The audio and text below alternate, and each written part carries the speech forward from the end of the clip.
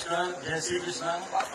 आए हुए हमारे सब मेहमान, मित्र, अतिथि, आप सबका मैं आज के इस स्वर्णिम दिवस पे स्वागत करता हूं और धन्यवाद देता हूं कि आपने हमारी एक कॉल पे पूरा दिन हमारे साथ बिताया। आज का दिन विशेष इसलिए है कि मेरे माता पिता ने उनके माता पिता के सामने 50 साल बाद साथ जीवन सफर बिताने का एक सपना सोचा और समय की कसौटी पर वो सपना खरा उतरा। मैं बचपन से भाषण देता था, कभी गांधी जी के लिए दिया, कभी शास्त्री जी के लिए दिया। आज का भाषण मेरे लिए महत्वपूर्ण है क्योंकि मैं मेरे पिताजी के लिए ये भाषण दे रहा हूं और ये मतलब रेयर टू रेयर ऐसे चांस मिलते हैं कि जीते जी पिता के लिए कोई पुत्र बोले। तो ये जो 50 साल का जो सफर है, ये इतना आसान सफर नहीं है। इसमें कई उतार चढ़ाव हैं, माता पिता के संघर्ष देखें, उससे हमको बहुत सारी शक्तियां मिली। और मैं आपको ये बताऊं कि माता पिता मेरे हो या आपके हो, माता पिता शब्द में इतनी ताकत है कि जिसके पीछे ये जुड़ जाए वो सृष्टि का नाम चेंज हो जाता है। राष्ट्र के पीछे पिता जुड़ गया, राष्ट्र पिता बन गया। और जो धरती सहनशीलता जिसके अंदर है, उस धरती के पीछे माँ जुड़ गया तो धरती माता बन गई। तो माता और पिता ये सबके लिए बहुत बड़ी चीज होती है। आपने सुना होगा कि वृद्धाश्रम बनते हैं। वृद्धाश्रम बनने का सिर्फ और सिर्फ एक कारण है कि किसी आदमी ने ये सोचा कि कोई माता पिता भूखा नहीं रहे, इसीलिए वृद्धाश्रम का उदय हुआ। हम जैसे सोचते हैं ना कि बच्चे खाना नहीं खिलाते इसलिए वृद्धाश्रम बने, ऐसा नहीं। कोई बच्चे खाना खिलाने की सोचते हैं इसलिए वृद्धाश्रम बने। युवा आश्रम तो नहीं बने पब्स, क्लब्स, लेकिन वहां फ्री में कुछ नहीं मिलता। वृद्धाश्रम में उन छोटे छोटे सोचों से लोगों को खाना मिलता है। मेरे पिताजी और माताजी ने 50 साल में हमको कहां से कहां लेके गए, इसकी हम आपसे बात ही नहीं कर सकते। मेरे पिता पैसों के मामले में बहुत स्ट्रिक्ट थे, जो कि आज के माँ बाप होते नहीं। मुझे आज भी याद है कि 1998 में मैं जब अजमेर पढ़ने जाता था तो सुबह 6 बजे उठ के मुझे ट्रेन में जाना पड़ता था क्योंकि ट्रेन का किराया था 16 रुपए, बस का किराया था 50 रुपए। तो मेरे पिता ने कभी भी हमको उनकी हैसियत पता नहीं लगने दी, जो कि आज का हर पिता कुछ हो न हो अपने बेटों को तो टकाटक करता है। वो देखा ना कि पूरी उम्र तो बाप अंधेरे में जीता है और बेटा एप्पल का फोन लेके पावर हाउस खोलने के फिर सपने देखता है। ये है पेरेंटिंग की प्रथम मिसाल जो हमारे माता पिता ने हमको सिखाई कि अपनी हैसियत कभी अपने बच्चों को नहीं बतानी। मेरे बच्चा पैदा होने के 8 साल बाद उसको ये पता लगा कि मेरी गाड़ी में एसी है। वो भी तब पता लगा जब कोई ड्राइवर लेके गया और उसको लगा कि साहब के बच्चे हैं तो उसने एसी चलाया और मेरे बच्चों ने आके कहा पापा अपनी गाड़ी में भी एसी है। तो हैसियत कभी भी अपने बच्चों को नहीं बतानी। मेरे पिता जितने कठोर थे उतने सहज भी थे, सरल भी थे। कैसे? 1998 में मेरा इंजीनियरिंग में सिलेक्शन नहीं हुआ। हम तो क्या है, जूता पीटी के बच्चे थे। जैसे आज जेड पीटी है ना, जेड पीटी क्या होती है? व्हाट्सएप, सोशल मीडिया, ये वो। हम थे जूता पीटी के।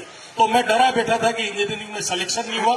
मेरे पिता आए, बेटा तेरी चप्पल फटी हुई है, चल नई चप्पल लेते हैं।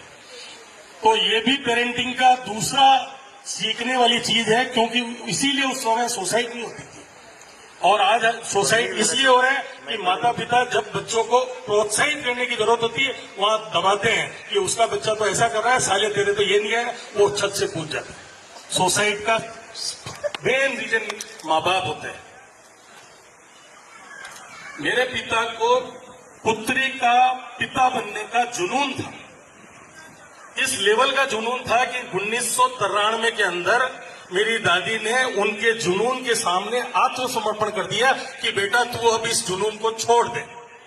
लेकिन ओंकारेश्वर में शिप्रा नदी के किनारे साक्षी रूप में 1994 में हमारे घर में साक्षी का जन्म हुआ और तब से हमारे घर के अंदर खुशियां अपार से अपार हो गई।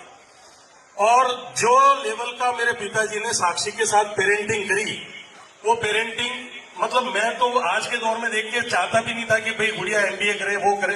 पापा जबरदस्ती अकेले ले जाके उसको एमबीए में एडमिशन करा के लाए कि बोले बाप की बेटी पांव पे खड़ी अच्छी लगती है, पैसे वाले की बेटी अच्छी नहीं लगती। तो मेरे पिता ने उसको किया और सेम कंसेप्ट आज मेरे माता पिता गुड़िया को कोई भी कुछ भी बोले वो सहन नहीं कर सकते। मतलब चाहे मैं, चाहे मेरी पत्नी, चाहे शालू, चाहे सुमित, कोई भी अगर गुड़िया को किसी भी लेवल पे कंपैरिजन करे तो वो मेरे माता पिता से बर्दाश्त नहीं है। और सेम चीज मैं भी फॉलो करता हूं कि सिया को अगर कोई कुछ बोलेगा तो वो भी मेरे को बर्दाश्त नहीं, क्योंकि ये अपने घर की बेटियां है, ये अपने को कुछ न कुछ दे के जाती है, लेके कुछ नहीं जाती।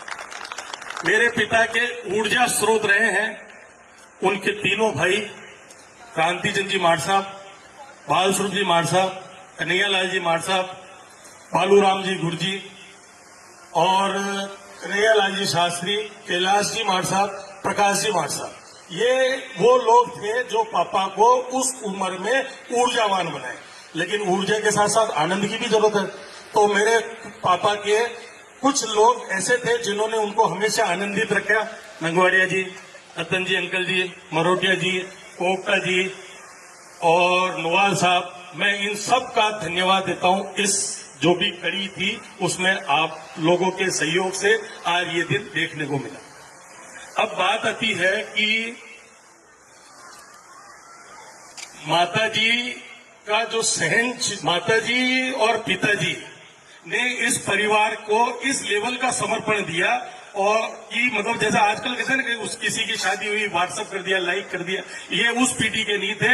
हमारे घर के अंदर किसी भी परिवार मेंबर का कार्ड आया, मेरे माता पिता व्यक्तिगत रूप से उस परिवार में गए और उसी का प्रतिफल है कि ये आज तमाम जनता उनके सामने खड़ी है। जिनको हमने आमंत्रित किया वो पूरे परिवार के साथ आया। उसका रीजन ये था कि हमारे माता पिता ने उनको समय दिया। आज लोग समय नहीं देते, लाइक्स देते, तो लाइक्स ही मिलेंगे।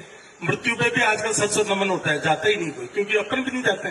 तो ये आना जाना हमने माता पिता से सीखा। मेरी माता नौकरी के अंदर थी, हर महीने तनख्वाह लाती थी। पहले पेडे होते थे, आजकल पेडे नहीं होते, आजकल अकाउंट में आते हैं। लेकिन मेरी माँ ने उनकी तनख्वाह का एक पैसा आज तक अपने पास नहीं रखा, सब पापा को दिया। आज के परिवेश में देखें तो कोई सेपरेट तो अकाउंट हो गए, सेपरेट अकाउंट होल्डर हो गए।